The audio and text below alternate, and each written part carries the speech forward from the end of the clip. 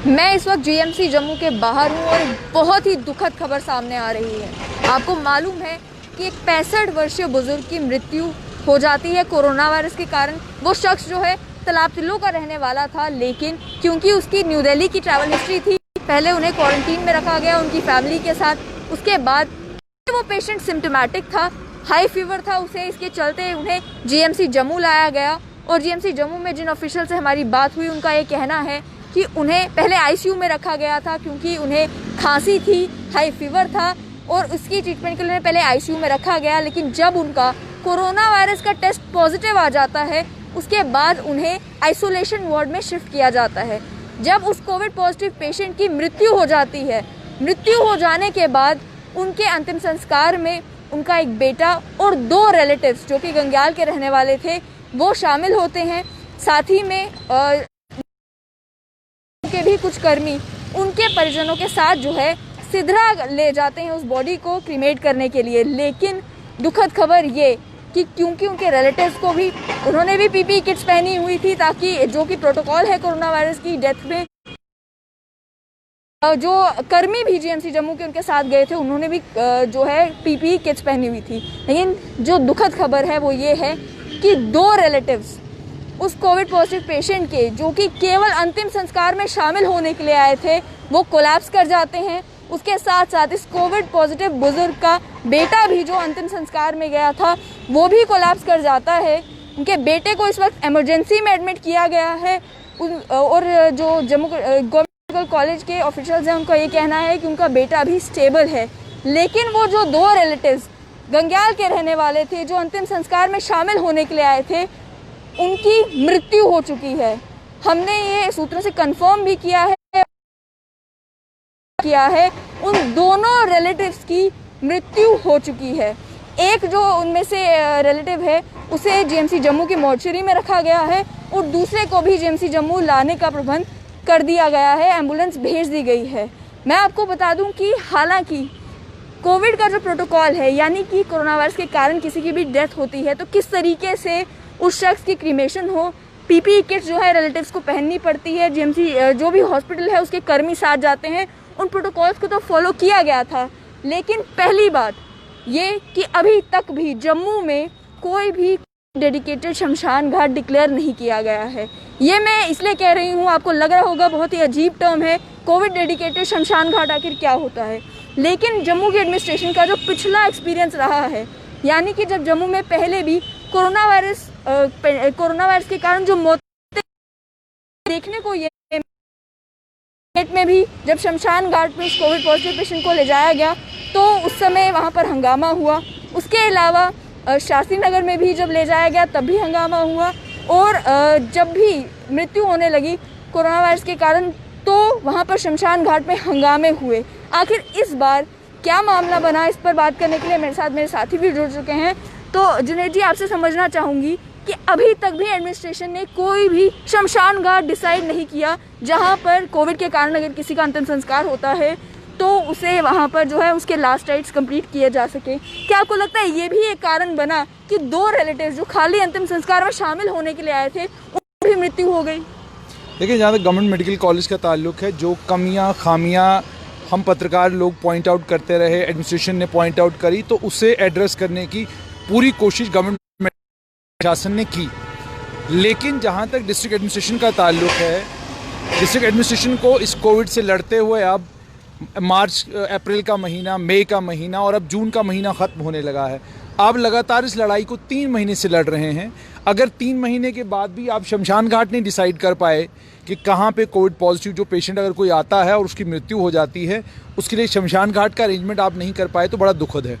आज की जो ये घटना हुई है ये अपने आप में दुखद है। दुखद इसलिए 2 परिवार के कहर के बीच में, जहां कोई भी आदमी किसी दूसरे आदमी से मिल के राजी नहीं, आप हेलो बोल के राजी नहीं, जहां पर आप प्रोटोकॉल्स को फॉलो कर रहे हैं, जहां पर आपने मास्क पहना हुआ था, जहां 24/7 हम प्रोटोकॉल्स को फॉलो कर रहे हैं। हम गाड़ी में बैठते हैं तो सैनिटाइज कर रहे हैं, बाहर निकलते हैं तो सैनिटाइज करते हैं, माइक सैनिटाइज कर रहे हैं। वहाँ पर अगर गवर्नमेंट मेडिकल, वहाँ पर अगर जम्मू की एडमिनिस्ट्रेशन या एडमिनिस्ट्रेशन अंतिम संस्कार के लिए एक शमशान घाट नहीं डिसाइड कर पाती तो बड़ा अनफॉर्चुनेट है। जो हमें जानकारी मिली है उसके मुताबिक सिद्रा बॉडी को ले जाया गया, वहाँ भी सिद्रा में शमशान घाट नहीं बल्कि शमशान घाट से दूर बॉडी को दूर ले जाकर जो है बॉडी को का अंतिम संस्कार किया गया। अब सवाल यहाँ ये खड़ा होता है कि कोविड का प्रोटोकॉल क्या है। अगर एडमिनिस्ट्रेशन आम लोगों को ये नहीं समझा पा रही कि कोविड का प्रोटोकॉल क्या है, कोविड करना क्या है, कोविड में हमको जीना कैसे है, तो फिर समझाएगा कौन, बताएगा कौन। अभी भी लोगों के दिलों में, दिमागों में अभी बैठा हुआ है कि जी अगर कोई कोविड पॉजिटिव पेशेंट उसकी मृत्यु हो जाती है तो अगर उसको हमारे शमशान घाट में जलाएंगे तो कोरोना फैलेगा।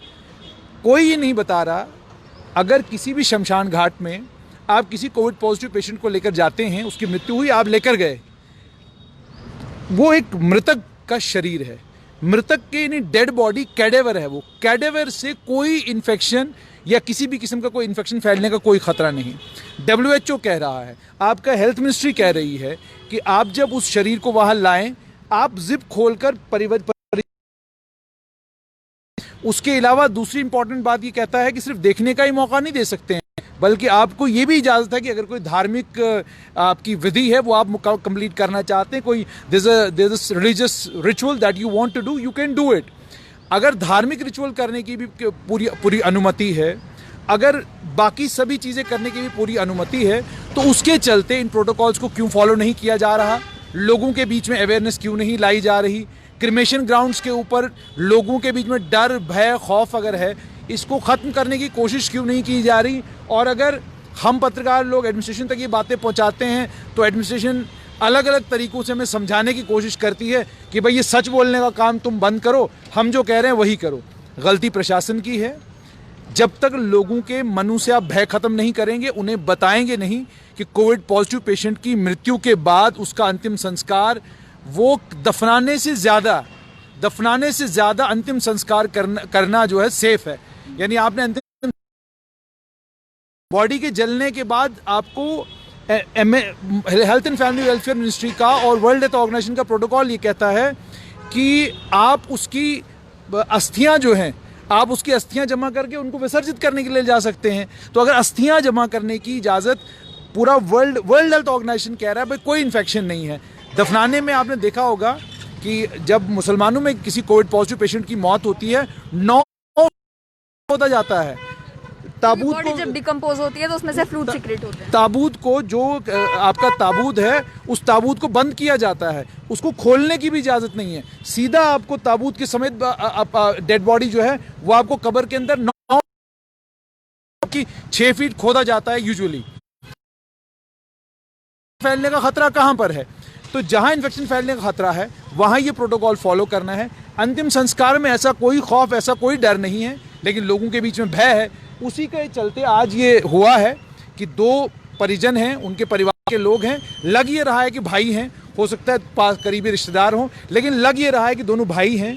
एक की उम्र 40 साल है, दूसरे की उम्र शायद 45 साल के करीब है। अब 40-45 साल की उम्र में आप अपने किसी परिजन की अंतिम संस्कार में शामिल होने आए हैं और आपकी भी मृत्यु हो जाती है, तो ये साफ तौर पर दर्शाता है कि डिस्ट्रिक्ट एडमिनिस्ट्रेशन अभी भी केयरलेस है। डिस्ट्रिक्ट एडमिनिस्ट्रेशन अंतिम संस्कार को लेकर जो लोगों के बीच में डर, खौफ है, इसको ख़त्म करने का काम नहीं कर रही है। डिस्ट्रिक्ट एडमिनिस्ट्रेशन अभी भी ये लोगों को ये नहीं बता रही है कि कोविड, प्रधानमंत्री कह रहे हैं आपको कोविड के साथ अब जीना है, आपको अब कोविड के साथ जीना है, और ये सच है, आपकी सारी इकॉनमी खुल गई है। अब कोविड के साथ अगर जीना है, मौत तो होगी, जब मौत होगी हम यही नहीं आने देंगे, डेड बॉडी को जलने नहीं देंगे, कल हम कहेंगे कब्रिस्तान मत लाओ डेड बॉडी को, या हम दफन नहीं होने देंगे, करेंगे क्या फिर?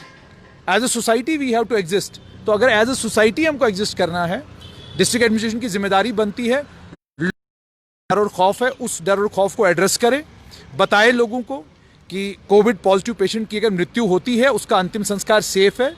अंतिम संस्कार करने के लिए किन लोगों प्रोटोकॉल बनना चाहिए।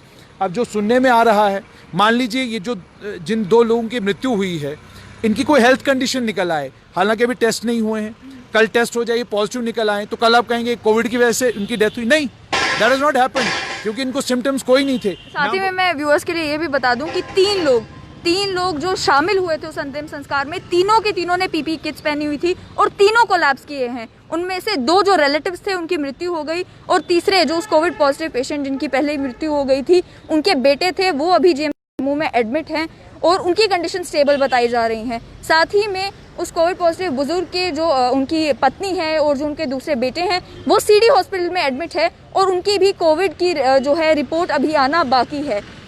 तो 2 मृत्यु अब हो चुकी है। अब इनका सैंपल लिया जाएगा। अब ये मालूम करने की कोशिश की जाएगी कि क्या ये कोविड पॉजिटिव हैं या कोविड पॉजिटिव नहीं हैं। और अभी भी ये मालूम नहीं है कि इनकी मृत्यु आखिर हुई क्यों है।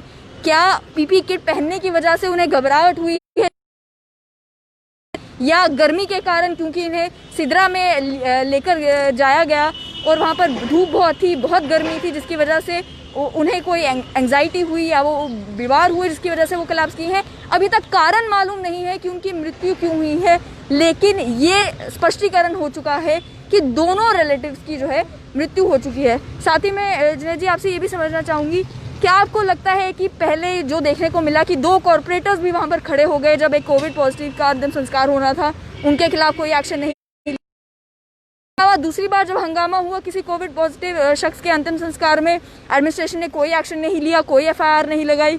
यही कारण है कि अभी तक अंतिम संस्कार को लेकर, खास करके उन लोगों का जो कि कोविड के कारण जिनकी मृत्यु हो रही है, अभी तक लोगों के माइंड में ये है कि हम जितना मर्जी हंगामा कर लेंगे, हमें रोकने वाला कोई नहीं।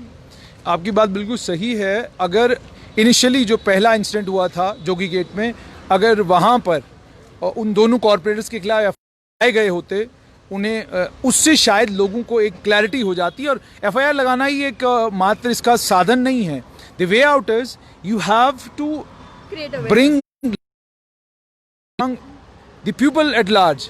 आपके पास प्रिंट मीडिया है, इलेक्ट्रॉनिक मीडिया है, टेलीविजन चैनल्स हैं, प्राइवेट चैनल्स हैं, आपके पास इतना सारा वेब पोर्टल्स हैं, आपके पास इतना कुछ, इतने संसाधन हैं, आप इनका इस्तेमाल करें। आप लोगों को बताएं कि आपकी जो अंतिम संस्कार को लेकर या दफनाने को लेकर जो आप लोगों के दिमागों में एक भ्रांतियां बनी हुई हैं अलग अलग तरह की, वो गलत हैं। सब दिक्कत क्या है वो उनको बताएं। आप लोगों को बताएंगे, लोगों में कॉन्फिडेंस आएगा, ये परेशानी नहीं आएगी। लेकिन आज का जो इंसिडेंट है दुखद है, अनफॉर्चुनेट है और बनता है इसमें यह है कि government should order a high level inquiry into this, क्योंकि अभी एक मैसअप नहीं है, बहुत सारे मैसअप हैं जो रेगुलरली हो रहे हैं।